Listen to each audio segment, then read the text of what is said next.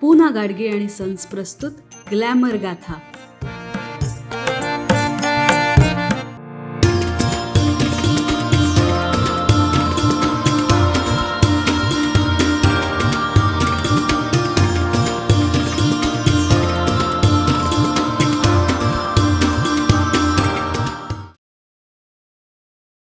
नमस्कार. ग्लॅमर गाथाच्या आजच्या एपिसोडमध्ये मी सौरभ तुम्हा सगळ्यांचं मनापासून स्वागत करतो. इथे ओशाळला मृत्यू, नटसम्राट, हिमालयाची सावली, अग्निपंख यासारखी नाटकं, तर पिंजरा, सामना, सिंहासन यासारखे सुपरहिट चित्रपट, कलासक्त लमाण असं ज्यांच्याविषयी म्हणता येईल असे हे ज्येष्ठ कलाकार म्हणजेच अभिनेते डॉक्टर श्रीराम लागू. डॉक्टर लागू यांचा जन्म 16 नोव्हेंबर 1927 साली महाराष्ट्रातील सातारा जिल्ह्यामध्ये झाला. एक ENT सर्जन म्हणून त्यांच्या वैद्यकीय कारकिर्दीची सुरुवात झाली होती, परंतु एक अभिनेता म्हणून मराठी रंगभूमी आणि हिंदी मराठी सिनेमा जगतातील त्यांची कारकीर्द प्रचंड आहे. डॉक्टर श्रीराम लागू पुण्यातील भावे हायस्कूलमध्ये शिकत होते. डॉक्टरांबद्दल असं म्हटलं जातं की लहानपणीच ते अनेकांची नक्कल करायचे. डॉक्टरांबद्दल एक असाही किस्सा सांगितला जातो की श्रीराम लागूंना एकदा त्यांच्या शिक्षकांनी तुला नाटकात काम करायचं असं सांगितलं. लागूंनी जोरदार तयारी केली, मात्र प्रत्यक्ष जेव्हा रंगमंचावर उतरले तेव्हा ते प्रचंड घाबरलेले होते. पण त्याही परिस्थितीत त्यांनी सादरीकरण केलं. त्यांच्या अभिनयाची प्रशंसाच झाली. डॉक्टर लागू मुळातच अभ्यासात खूप हुशार होते, पण असं असलं तरी त्यांचं अभिनयाचं वेळ त्यांना स्वस्थ बसू देत नव्हतं. मेडिकल कॉलेजला गेल्यानंतरही त्यांनी अभिनयाची साथ सोडली नाही. शिकत असताना डॉक्टर श्रीराम लागू यांनी नाटकात काम करण्यास सुरुवात केली व नंतर भालबा केळकर यांच्यासारख्या समविचारी वरिष्ठ स्नेहांसमवेत पुरोगामी नाट्यसंस्था सुरू केली. डॉक्टरांची इच्छा तर अभिनय क्षेत्राकडे वळण्याची होती, परंतु त्यांच्या आई वडिलांना त्यांनी डॉक्टर व्हावं असंच वाटत होतं. पुण्यात 5 वर्ष त्यांनी प्रॅक्टिस केली. नंतर कॅनडा आणि इंग्लंड येथे पुढे प्रशिक्षण घेतले. 1960च्या दशकात पुणे आणि टाबोरा टांझानिया येथे त्यांचा वैद्यकीय व्यवसाय सुरू होता. पण असं असलं तरी भारतात असताना पुरोगामी नाट्यसंस्था पुणे आणि रंगायन मुंबई यांच्यामार्फत रंगमंचावरील काम सुद्धा सुरू होतं.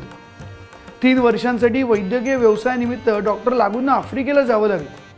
तेव्हा आफ्रिकेतून परतता क्षणीच डॉक्टर लागूंनी त्यांच्या वैद्यकीय क्षेत्राला पूर्णविराम दिला आणि नेहमीसाठी अभिनयाची कास धरली. जेव्हा आफ्रिकेतून डॉक्टर लागू परतले त्याच क्षणी त्यांनी वैद्यकीय क्षेत्राला पूर्णविराम दिला आणि कायमसाठी अभिनयाची कास धरली. डॉक्टर लागूंच्या अभिनय कारकिर्दीची सुरुवात 1969 साली वसंत कानेटकर यांच्या इथे ओशाळला मृत्यू या नाटकाने झाली. त्यानंतर मग काचेचा चंद्र, कन्यादान, गिधाडे, आत्मकथा, हिमालयाची सावली, मित्र अशी एकापेक्षा एक सरस नाटकं त्यांनी केली. किंबहुना यातील काही नाटकं तर लागूंना डोळ्यासमोर ठेवूनच लिहिली गेली. विवा शिरवाडकर यांचं नटसम्राट हे नाटक रंगभूमीवर आलं आणि डॉक्टर लागूंना त्यातील अप्पासाहेब बेलवलकर या पात्राने एक नवी ओळख मिळवून दिली. रसिक प्रेक्षकांनी हे नाटक डोक्यावर घेतलं. रंगभूमीला डॉक्टर लागूंच्या रूपात खरा नटसम्राट लाभला. ह्यातच त्यांना त्यांच्या आत्मचरित्राचं शीर्षक सापडलं, लमाण.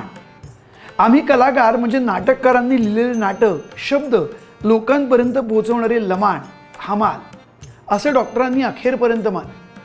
नसरुद्दीन शाह तर त्यांच्या ह्या आत्मचरित्राचा अभिनयाचं बायबल असाच उल्लेख करतात. अभिनय क्षेत्रात वयाच्या 42व्या वर्षी डॉक्टरांचा प्रवेश झाला. ते पाहता त्यांच्या वाट्याला काही निवडकच भूमिका आल्या, पण असं असूनही डॉक्टर लागूंनी त्यांच्या वाट्याला आलेल्या प्रत्येक भूमिकेचं त्यांच्या अभिनयाने सोनं केलं. नाटकातील अभिनय आणि नाटकांचं सादरीकरण ह्याबाबत त्यांनी वेगळी वाट निवडलीच. नाटकी शैलीदार अभिनयापेक्षा संयत नैसर्गिक अभिनय शैलीच्या भूमिका त्यांनी सादर केल्या आणि नाटक प्रेक्षकांच्या अजून जवळ नेले. पुढे डॉक्टर लागूंना प्रसिद्ध निर्माते आणि दिग्दर्शक व्ही शांताराम यांच्या पिंजरा या मराठी चित्रपटात काम करण्याची संधी मिळाली. यातील डॉक्टर लागूंची मास्तर ही व्यक्तिरेखा खूप गाजली आणि मग त्यांच्या चित्रपटातील कारकिर्दीनं वेग घेतला. सामना, सिंहासन हे तर अत्यंत महत्त्वाचे चित्रपट. अर्थात हिंदीतही त्यांची कारकीर्द फार मोठी आहे. सुपरस्टार अमिताभ सोबत एक सहकलाकार म्हणून त्यांनी अनेकदा भूमिका बजावली. अमोल पालेकर सोबतचा त्यांचा घरोंदा चित्रपट हा उल्लेखनीय ठरला. ह्या चित्रपटातील भूमिकेसाठी त्यांना फिल्मफेअर अवॉर्ड देण्यात आला. अनकही, अरविंद देसाई की अजीब दास्तान, एक दिन अचानक, कामचोर, घरोंदा फूल खिले है गुलशन गुलशन, मुकद्दर का सिकंदर, लावारिस, सरगम असे अनेक चित्रपट.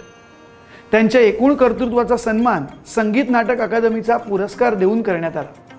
मास्टर दीनानाथ मंगेशकर स्मृती प्रतिष्ठानतर्फे जीवन गौरव पुरस्कार देखील त्यांना देण्यात आला. तसंच भारत सरकारने पद्मश्री हा किताब देऊन त्यांना गौरवलेला आहे. मराठी रंगभूमी आणि हिंदी मराठी चित्रपटांमधल्या अनेक भूमिका आपल्या दमदार अभिनयाने अजरामर करणारा रंगकर्मी, रूपवेध ही नाट्यसंस्था सुरू करून चाकोरी बाहेरील अनेक उत्तम नाटकं रंगमंचावरती आणणारा दिग्दर्शक आणि निर्माता, नाटकांबरोबरच साहित्य, संगीत अशा कलांमध्ये गती असणारा रसिक, समाजोपयोगी चळवळींशी जोडलेला सामाजिक कार्यकर्ता असे अष्टपैलू ओळख असणारे कलाकार म्हणजेच डॉक्टर श्रीराम लागू.